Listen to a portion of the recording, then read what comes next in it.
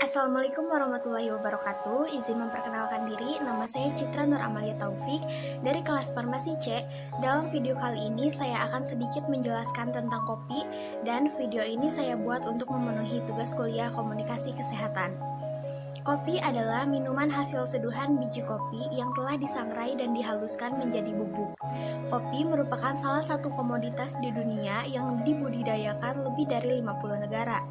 Dua spesies pohon kopi yang dikenal secara umum yaitu kopi Robusta dan kopi Arabica. Selanjutnya, kopi ini berasal dari negara Yaman yang diperkenalkan pada abad ke-15 yang memiliki warna hitam, coklat tua, coklat muda, krem. Dan kopi ini bisa disajikan dalam sajian panas ataupun dingin, namun biasanya disajikan dalam bentuk panas. Selanjutnya, sejarah kopi. Sejarah kopi di Indonesia bermula pada tahun 1696.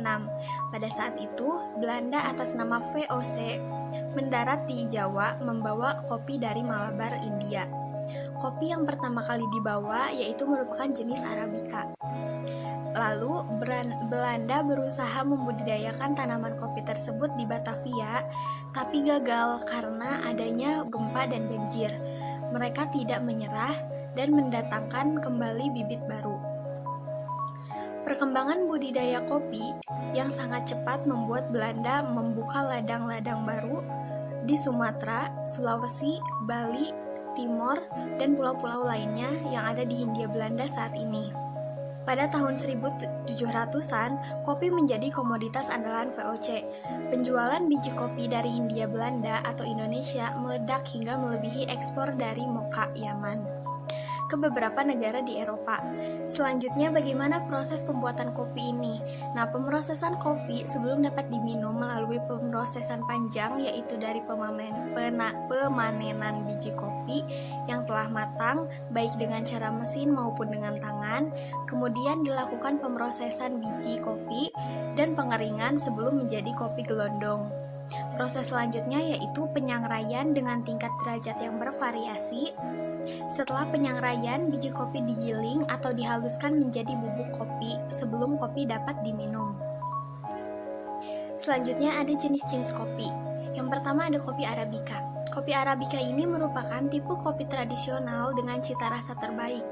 Sebagian besar kopi yang ada dibuat dengan menggunakan jenis biji kopi ini. Kopi ini berasal dari Ethiopia dan sekarang telah dibudidayakan di berbagai belahan dunia.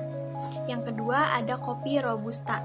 Pertama kali ditemukan di Kongo pada tahun 1898. Kopi Robusta dapat dikatakan sebagai kopi kelas 2 karena rasanya yang lebih pahit, sedikit asam, dan mengandung kafein dalam kadar yang jauh lebih banyak. Selain itu, cakupan daerah tumbuh kopi Robusta juga lebih luas daripada kopi Arabica. Yang ketiga ada kopi luwak. Kopi luwak merupakan kopi dengan harga jual tertinggi di dunia. Proses terbentuknya dan rasanya yang sangat unik menjadi alasan utama tingginya harga jual kopi jenis ini. Pada dasarnya, kopi ini merupakan kopi jenis Arabica yang biji kopinya dimakan oleh luwak, akan tetapi tidak semua bagian biji kopi ini dapat dicerna oleh hewan ini. Bagian dalam biji ini kemudian akan keluar bersama kotorannya karena telah bertahan lama di dalam saluran pencernaan luwak. Biji kopi ini telah mengalami fermentasi singkat sehingga mengalami perubahan rasa yang menjadikan rasa dan cita rasanya itu lebih menarik atau lebih unik. Yang selanjutnya ada jenis-jenis minuman kopi. Yang tadi jenis-jenis kopi, sekarang jenis-jenis minuman kopi. Yang pertama itu ada kopi hitam, kedua kopi espresso, kopi latte, cappuccino, dan kopi tubruk. Sebenarnya masih banyak lagi. Selanjutnya ada manfaat dari kopi. Yang pertama, mengurangi resiko terkena diabetes tipe 2. Kopi dapat mengurangi diabetes tipe 2 ini dengan catatan penambahan gula pada kopi tersebut tidak berlebihan. Yang kedua, dapat mengurangi resiko depresi dan gangguan fungsi otak. Yang ketiga, dapat menurunkan resiko terkena penyakit Parkinson. Jadi Parkinson ini merupakan suatu gangguan sistem saraf yang mempengaruhi gerakan, sering disertai dengan tremor.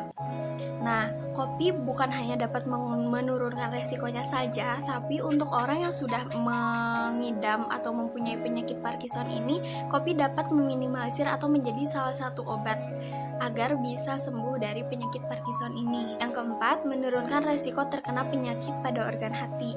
Yang kelima, menjaga kesehatan jantung. Keenam, dapat mempertahankan tubuh tetap langsing. Karena membantu proses pembakaran lemak dalam tubuh. Selanjutnya ada efek samping dari pengonsumsian kopi. Yang pertama yaitu insomnia. Karena kafein dapat membuat Anda tetap terjaga, mengatasi ngantuk, dan meningkatkan konsentrasi. Yang kedua, sering buang air kecil. Yang ketiga, gelisah. Yang keempat, denyut jantung menjadi lebih cepat. Nah, sedikit cerita juga. Jadi aku tuh sebenarnya orang yang gak bisa minum kopi. Jadi sekalinya minum kopi itu pasti langsung pusing, langsung mual. Nah itu udah pasti. Tapi kemarin aku lihat ada salah satu selebgram dan bisa dibilang artis juga, yaitu Erika Carlina. Dia itu membuka coffee shop gitu, namanya Kopi Domu. Nah Kopi Domu ini katanya kopi yang bisa diminum oleh orang-orang yang gak bisa minum kopi. Jadi orang-orang yang gak bisa minum kopi ini bisa meminum kopi sekarang dengan meminum kopi domu, karena katanya kopi domu ini tingkat kafeinnya lebih rendah daripada kopi-kopi pada biasanya gitu. Nah, mungkin cukup sekian yang dapat saya sampaikan. Mohon maaf bila banyak kesalahan. Wassalamualaikum warahmatullahi wabarakatuh.